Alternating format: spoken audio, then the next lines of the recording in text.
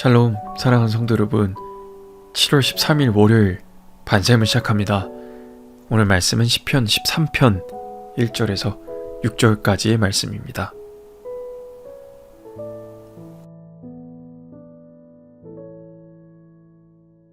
제13편 다윗의 시 인도자를 따라 부르는 노래.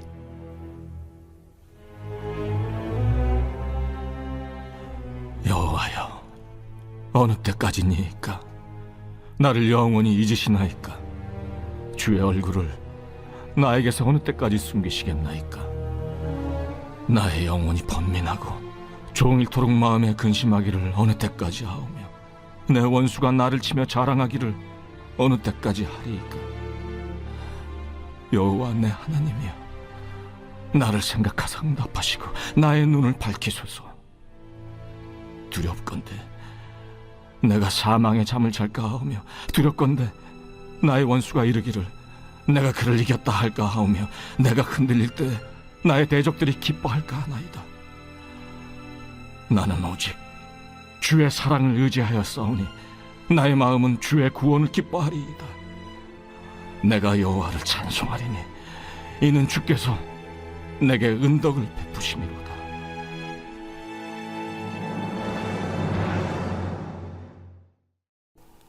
하나님, 언제까지입니까? 라는 제목으로 말씀 나누도록 하겠습니다. 살다 보면 힘든 일보다 더 견디기 어려운 것이 있습니다. 그게 뭐냐면 하나님의 침묵입니다. 사람에게는 이유를 들으면 견딜 수 있죠. 언제 끝날지 알면 기다릴 수 있습니다. 희망이 보이면 버틸 수 있어요. 그런데 아무 대답이 없을 때 우리는 가장 힘들어합니다. 기도는 계속하는데 응답이 없어요. 말씀을 읽는데 마음이 안 열려요. 예배를 드리는데 하나님의 임재가 느껴지지 않아요. 하나님 정말 내 기도 듣고 계실까? 왜 하나님 아무 말씀하지 않으실까? 내가 뭘 잘못한 걸까? 이런 질문은 믿음이 없는 사람만 하는 질문이 아니라는 거예요. 오히려 하나님을 사랑하는 사람일수록 더 많이 하게 되는 질문입니다. 성경을 보면 성경의 믿음의 위대한 사람들도 하나님의 침묵을 경험했습니다. 아브라함 약속받고 오랜 세월 기다렸죠. 요셉 꿈을 꿨지만 감옥에서 긴 시간 보냈죠. 욥은 이유도 모른 채 극심한 고난을 겪었습니다. 하박국은 여호와여, 내가 부르짖어도 듣지 아니하시니 어느 때까지리이까? 라고 묻습니다. 하나님의 침묵을 경험한다고 해서 믿음이 없는 게 아닙니다. 오히려 하나님을 향한 간절함이 있기 때문에 그 침묵이 더 크게 느껴지는 거예요.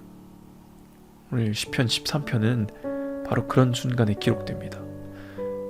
6절밖에 되지 않아요. 짧아요. 그런데 이 6절 속에 믿음의 사람이 지나가는 모든 여정이 담겨 있습니다. 먼저 첫 부분을 보면 탄식을 해요. 어느 때까지입니까, 주님? 이 질문이 4번이나 반복됩니다. 다윗은 자신의 절망을 숨기지 않아요. 그리고 나서 기도합니다. 탄식만 하지 않아요. 기도합니다. 그 기도할 때 도대체 무엇이 바뀌는지, 하나님이 침묵하시는 것처럼 그 느껴질 때 무엇이 바뀌는지 오늘 말씀을 통해서 한번 살펴보았으면 좋겠습니다. 먼저 시편 13편은 4번이나 반복되는 질문, 이 질문을 합니다. 여호와여, 어느 때까지니까? 어느 때까지 나를 잊으십니까? 어느 때까지 주의 얼굴을 내게 숨기십니까? 어느 때까지 마음에 근심하며 슬퍼합니까? 어느 때까지 원수가 나를 치며 자랑합니까? 이 어느 때까지는 단순한 반복이 아니에요. 오랫동안 응답받지 못한 사람의 절규입니다. 여러분 혹시 오랫동안 기도한 기도 제목 있으십니까? 우리는 한 가지 오해를 버려야 해요. 신앙이 좋으면 힘들지 않아야 하고 믿음이 크면 눈물도 없어야 한다는 그 생각입니다. 그 오해입니다. 성경은 그런 신앙을 말하지 않아요. 성경의 믿음은 감정을 없애는 게 아니라 그 감정을 가지고 하나님께 가는 겁니다. 다윗은 하나님 앞에서 솔직했어요. 주님 너무 힘듭니다. 왜 침묵하십니까? 저를 잊으신 것 같습니다. 여기서 잊으시나이까는 하나님께서 실제로 다윗을 잊으셨다는 뜻이 아니에요. 다윗의 느낌이죠. 우리도 그렇죠.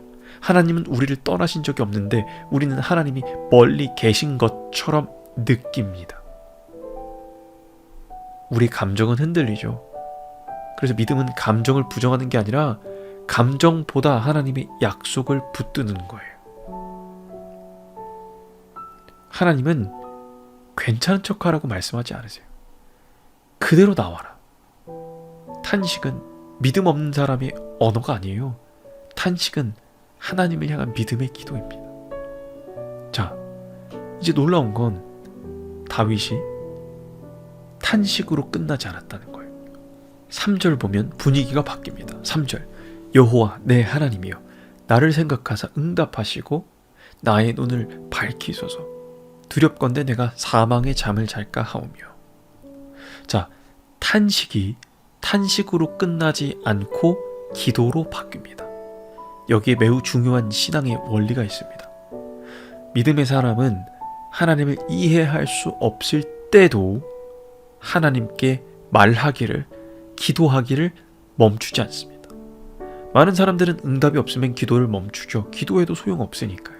그렇게 느껴지니까요. 기도해도 달라지는 것 없다고 느껴지니까요. 그러나 다윗은 하나님의 침묵 속에서 더 하나님께 가까이 갑니다. 기도는 하나님께 정보를 드리는 시간 아닙니다. 우리의 눈을 하나님께로 돌리는 거예요. 하나님의 침묵 속에서도 기도를 멈추지 않는 사람이 결국 하나님의 뜻을 경험하게 됩니다. 자, 시편 13편은 굉장히 극적인 반전이 있어요.